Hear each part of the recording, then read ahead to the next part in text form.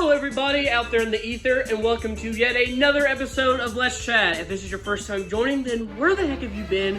Go back after this video, of course, and check everything out. But today, you're in for a treat because once again, I am joined by Miss Bailey Patterson, and I guarantee today we're going to be talking about something way more lighthearted than the last time, which we ended on a good note, so that worked out.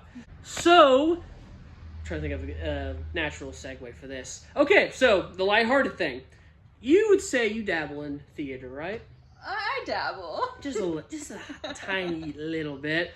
But to expound upon that, I want to talk about the sense of immersion today. Mm-hmm. Whether it be, immersing in VR, or just like a movie, video game, whatever, or acting. Acting is a big one, which you could give a lot of insight on. So just right off the bat, what do you think when you think of like an immersive experience?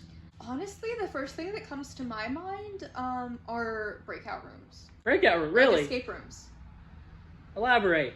Like, those the like things like you do in like Gatlinburg or like they. Oh no, I know what an escape room is. Okay. I just mean, what do you? How gotcha. By immerse, do you like say you're in like the jail themed one? Do you like think for a second like we gotta break out of here, guys? Yeah, like I am someone who is happy to suspend my disbelief in any scenario to have a good time. If I'm seeing a show and the costumes don't look that great, or I can tell that set piece is just cardboard, like I'm not gonna let that ruin me from having a good time. And the same is true of escape rooms. I've been in some pretty like nice ones, and then some pretty like homebrew type escape rooms. Homebrew. And I always have a good time. Like I always put myself in that mindset of like, oh my god, the clock is ticking, and I get a nice thrill. I'm not someone who likes to go on like roller coasters or anything like that, but escape rooms, that's my like roller coaster. I guess that makes sense because you like the suspended disbelief, because it's like, oh, I'm actually in a room and I need to break out. I get that. I love escape rooms too, so I totally get that. Do you like, because you also go to Ren fairs, do you kind of do that too? Yeah, like, I've been slacking these past few years of creating characters for, like, the outfits that I go in with, but this year, I know I'm gonna lock in, and I'm going to have, like, a character created for the person I'm going as, and that'll be a lot of fun. I am envious, because I've never been to a Ren fair. You gotta come with us. Because you can have, like, a whole group, and I'm like, gosh, I want to build a character, but I'm broke. But, like, that's definitely bucket. Like, I need to go to a Ren fair. Whether I cosplay or not, it's up in the air. I would love to, but I just don't know what yet. Paint myself green, call myself an ogre or goblin, whatever. But that's definitely on the list there, definitely. And if you guys offer, I'm definitely going to check it up. Yeah. But I totally get that, because, like, for me, when I thought of this topic, my first anecdote I thought of was, Haley and I, we went to this museum in Salem, Massachusetts, and apparently they had hired this troupe of puppeteers. They had, like, the little guys out, but they were, like, the ones giving tours and everything. And Haley and I are just chilling out in this little gallery, minding our own business, and here comes this regular guy, but he has this little Scottish pirate named Scottish puppet named Angus McAngus. Looks like something off of Sesame Street. And of course, I'm like vlogging the whole time. But anytime he was like interacting with us, I was just focused on this thing, like the puppet itself, just talking. And I was like, this little yellow guy talking to me, he's real. And I'm just like, I'm not even looking at the guy puppeteer. I mean, she was a cool guy to have been doing that. The other puppeteers, though, wasn't really there. They just kind of used the regular voice. This guy put on a show. He was hilarious, had the accent and everything, loved it. And we were just following him. Like, it was amazing that he was entertaining two full-grown adults this whole time. So that was great for me. But then, of course, there's theater itself. When you're in a play, like, do you feel like really immersed in that story? You feel like you are that character? So this is complicated. Okay. There are some schools of acting, and forgive me if I don't remember the name of the person who said this, but basically there are some schools of acting that think it is completely wrong in bad form to become immersed in your character and in the location you're at, because it results in a lesser quality performance. There are some schools of acting that believe that you should be singularly focused on achieving your objective within the scene and your super objective within the context of the play. Now, scaling back a little bit. I don't believe in that. Okay, I was wondering what your stance was on that. I think of course there are plays, and I'm in a play right now that is very, very apt to the scenario. There are plays that actors are asked to perform traumatic circumstances, and there are definitely ways that you should protect yourself and kind of separate yourself from your character just for your own emotional well-being.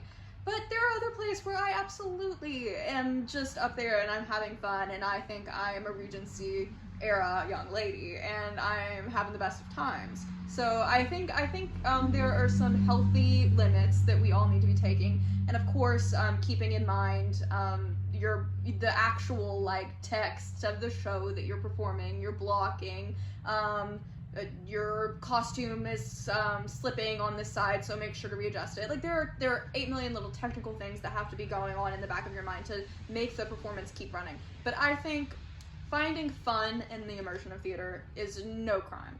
I wholeheartedly agree with you. I mean, don't send any dead rats to your fellow actors or anything, like, you know. But I can understand the other perspective to an extent, because I can see, like, you kind of get lost in the moment and you're thinking more presently than what, like, the character needs to get across or what the director wants to get across. So I get that.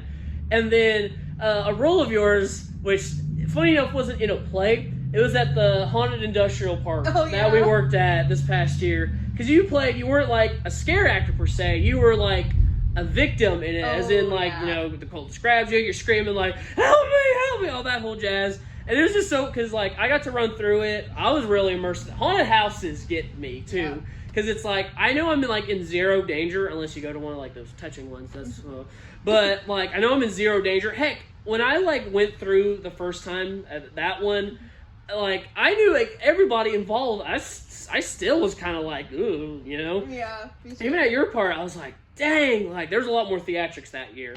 But then it was always funny when I'd be, like, going around and giving out waters or giving out breaks. Like, of course, I'd be hearing you doing your scream thing, and I saw it before. But then I get to you, and it's, like, you in, like, your costume, but you're just chilling there on your phone. You're like, okay, Eli. Like, I don't need a break. Nah, I'm good. I'm chill. And, like, just sit down, just chill out. But did it ever, because, like, I will say, being in that building you were in, it's for context, a lot of this took place in like an old rundown warehouse. Complete dark at night, of course. Did it ever like kind of get in your head like, there's like something, a bump in here, like ever get in your head about that? Or I don't think I ever got scared. I think my biggest complaint, and this is not a complaint, but like the biggest hurdle I had to contend with was the dust. In that yes, the dust! Oh my gosh. That's just the name of the game, doing on-site haunted houses. But yeah, I never got scared, and it's really weird because I think the reason why I never got scared is because I think there was something that was really like empowering, like I guess it's a weird word to say, of being able to like go through this like scene of like extreme death and suffering, and then as soon as the people turn the corner, I just hop up and like get on Twitter. So it's just, there's something that just that like spoke to me inside, where I was like, oh, like this is okay, and this is fun. This is actually like a great time, weirdly enough. I don't know, I've noticed just from the Short Play Festival, which we were both involved in as well, you have a talent for just like bringing it out and channeling it and then just bring it back in. For instance, when I was directing Rumple Schmumple, which, gosh, I'm so glad I picked that play. That was awesome.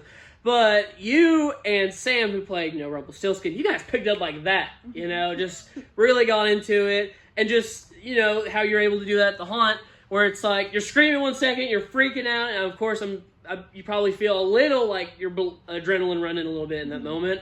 But then, as soon as the group's gone, you're like, okay, chill out time. Yeah, even to the point where, at some point, I can't remember who, but I remember to think that profusely in the moment, got me a mattress, because I was doing this thing where I was dropping to my knees as like a human sacrifice mode, my throat was being slit, so my knees were getting banged up pretty bad, and at some point, and I was, of course, like, once my throat was slit, I was, like, falling to the ground and, like, twitching and gurgling blood and all that, but, are we allowed to say that? Is this YouTube? I mean, we're not showing it, just describing it. We're just describing it. So I flopped down and tried to land on the mattress, which I didn't do, and I got a fair few bruises, but that's okay, that's the name of the game. But I remember, like, after a group came through and, like, we had, like, okay, 5 minutes, I would just lay down on the mattress and nearly fall asleep. That is awesome. Also, a thing for me that doing that haunt that kind of brought out in me is just characters. You know, you put on a character, and we'll dive into this more. But I got to portray one of my favorite fictional characters, Beetlejuice, for this on our 80s weekend, which you weren't there for, were you? I wasn't able to be there. I forget. I had some other prior commitment, but I was sad to miss it. I think that's our most fun weekend. I would love to do it this year, even like no matter what. I'd love to do it. I would love to be like a vampire. I'd love to be Carrie. I don't know what it was. I feel like it brought out like, you know, that bombastic part of me, believe it or not. And just like I was just riffing and improvising and like even spazzing out on the ground, and like I scraped myself up bad doing that. But all worth it. I just loved it. Like I want to go back just to be Beetlejuice again. And now that they've announced the third one's coming out, like heck yeah. But have you ever felt that just with any character you've portrayed, you're like, this is like, I feel like a different person doing this? Yeah, absolutely. I've played twice now. I've had the wonderful privilege of playing twice now Lydia Bennett, or Lydia Bennett Wickham of the Pride and Prejudice series, but I played them in plays that were obviously not adaptations of the original Pride and Prejudice story by the original author, but a kind of fan fiction plays that were awesome and sweet and wonderful, kind of exploring what Christmas might look like in the Pemberley household. But I got to play Lydia twice, and Lydia is so... And maybe I'm not even, if you don't know me in real life and you're watching this, I might not be portraying right now how like shy and reserved I am in person, because like right now my camera personality is on. So in real life I'm very, very painfully shy and reserved in a lot of scenarios, and I feel very scared like walking up to someone and like having a conversation with them, or just throwing something away in the trash can, like walking up and walking across the room and throwing something away in the trash can. That's one of my biggest fears. For a second I thought, do you just have a fear of throwing stuff away? No, she's also a hoarder. It's just the thought of like other people perceiving me and having to like have that interaction. But Lydia is just this effervescent, like just completely confident in who she is, or that's what she portrays. I think deep down she's a little bit insecure, or a lot insecure, but she's just completely confident in who she is. She is so personable. She could talk to any person. She could make any person feel good about themselves, or tear anybody a new one with a smile on her face, with the Regency era politeness. She is just the character that can dazzle any room. And I remember when I was like a teenager and I was invited to go to the Governor's Scholars Program, which is like a summer like sleepaway like scholarship experience. I remember talking to my friend Lexi Woodruff, and she gave me the advice, you know, when you're in these scenarios and you feel like you need to make friends and you're scared, like just be Lydia Wickham. And I tried it a couple times, and it was nice. It was an interesting scenario to come up to someone you don't know and kind of like not totally do that character, but kind of embody the mannerisms and the confidence of that character and see what the interaction turns out to be. I was even thinking before your GSP anecdote there, because you know what, you played that character. That was you though. You did that. That you literally proved in front of audiences and then in social settings that you were capable of that. That is something you can do, whether it's like, I know this is usually referred to in states of like inebriation, but it's like a state dependency thing, because you're in another state of mind, but that's you. You have those skills nonetheless.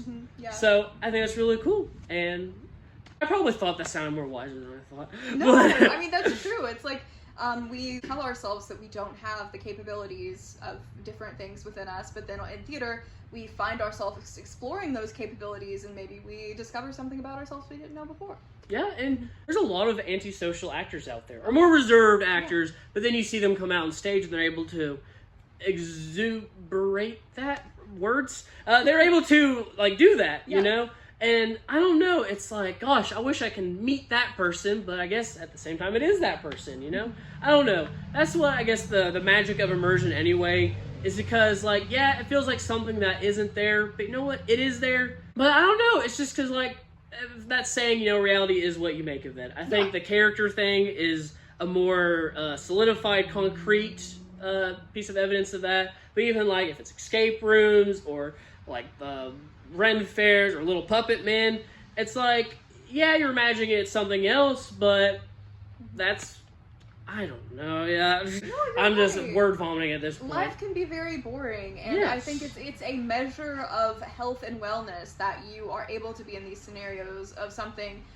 fantastical and letting yourself believe that and be immersed in it, to just like take your mind off the world for a moment, but also like remind you that wonder and whimsy are still like qualities that we should be keeping well into our adulthoods for our own well-being. Mic drop.